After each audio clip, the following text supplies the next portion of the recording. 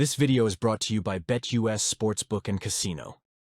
What's going on, everyone? Welcome back to another video. I'm Michigan Sports Talk here. In this one, we go over 4 Michigan players listed on Bruce Feldman's annual list of the biggest freaks in college football, including one player inside the top 3. Plus, we go over some huge news and intel on the quarterback battle. Is a quarterback starting to separate themselves from the rest? Plus, we got some recruiting news and some good news coming soon for Michigan, as they should be able to land a couple commitments soon, including one this upcoming weekend. And we also talk a little bit about wide receiver recruiting in the 2025 class. It's all going to be in this video and more, so let's go ahead and get right into it.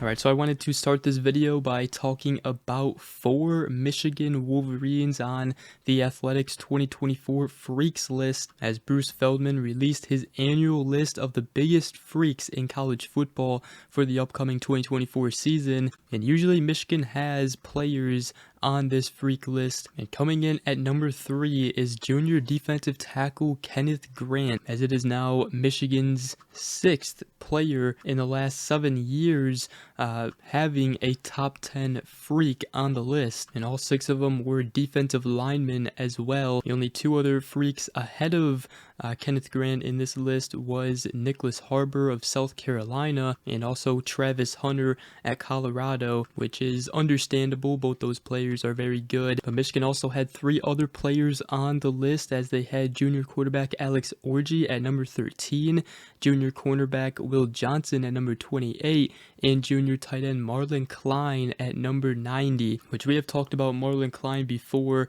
as he's been described by Colson Loveland as the biggest, fastest, and strongest tight end on their roster. And I've already talked about it before on this channel in a video, how Michigan could potentially have one of, if not the best tight end room in college football next season, and the best tight end duo out of Colson Loveland and Marlon Klein. So Michigan, they get 4 players on the Athletics Bruce Feldman's list of the biggest freaks in college football. And Feldman, he defines a freak as someone who generates buzz inside their programs by displaying the unique physical abilities that wow even those who observe gifted athletes every day. So pretty cool there. Let me know what you guys think about that.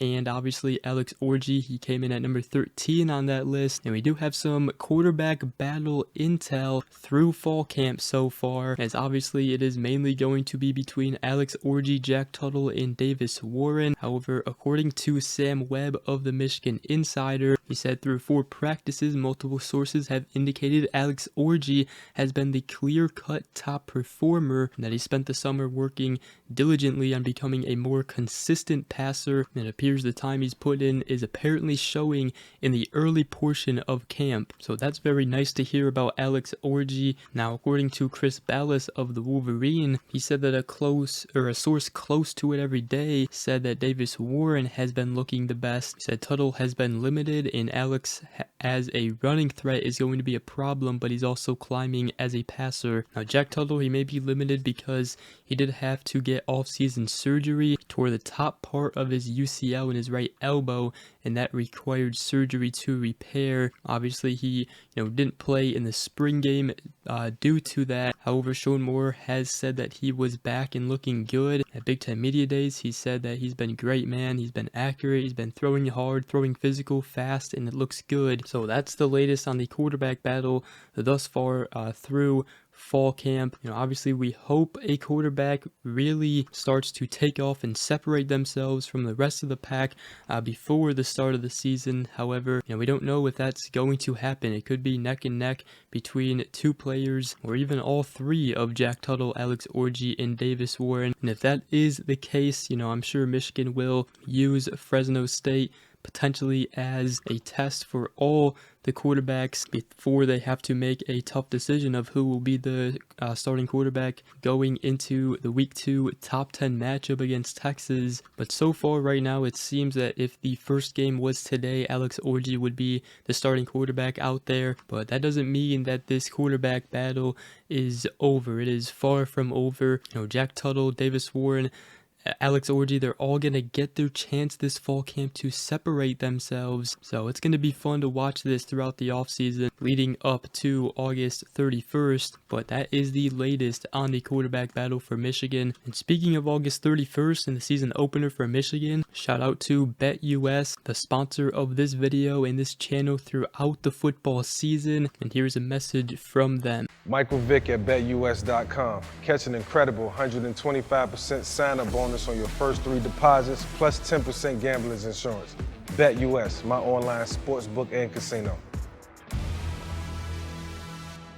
So yeah, guys, go ahead, check out BetUS. They have all the odds you need this football season, both college football and NFL. Link down below in the description. Go check them out. But the next part of this video, I wanted to talk about recruiting for Michigan and some good news coming soon for Michigan, as the 2025 4-star cornerback Jaden Sanders is set to announce his decision this Saturday, August 10th, and he'll be choosing between Michigan, Baylor, and Oklahoma State. Michigan has been leading for a while now. They have multiple on-3 predictions going in their favor, and they do lead with a 95.7% chance to land him on the recruiting prediction machine. He recently did take a visit to the barbecue at the Big House, and Sanders told the Michigan Insider, "Just being here, I feel the vibe all around. I feel like everybody's here for one goal, and that is to go back to the Natty." He did say that Michigan, they told me that they're short on corners and they're actually looking for some. He said, "I think they need me, and if I'm playing early, that's what I like to hear." He also said that development, life after football, and also the coaching staff is what